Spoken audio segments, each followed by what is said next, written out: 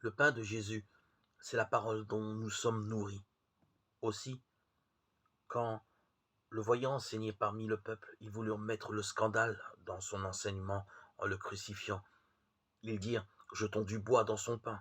Car lorsque la parole de l'enseignement de Jésus s'ajoute, la crucifixion du Maître, c'est bien du bois qui est jeté dans son pain. Je dirais d'une manière encore plus paradoxale, le bois jeté dans son pain a rendu le pain plus fort. Je prends un exemple dans la loi de Moïse. Le bois jeté dans l'eau amère l'a rendue douce, Exode 15, 25. De même le bois de la passion de Jésus-Christ, en entrant dans sa parole, a rendu son pain plus doux.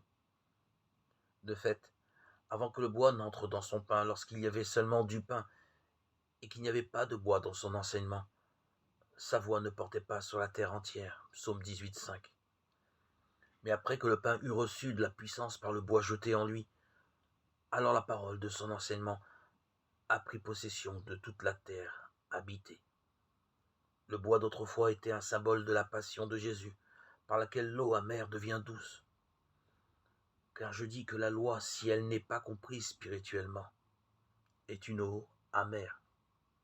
Mais que vienne le bois de Jésus et qu'arrive l'enseignement du Sauveur, la loi de Moïse est adoucie et devient suave à lire et à connaître.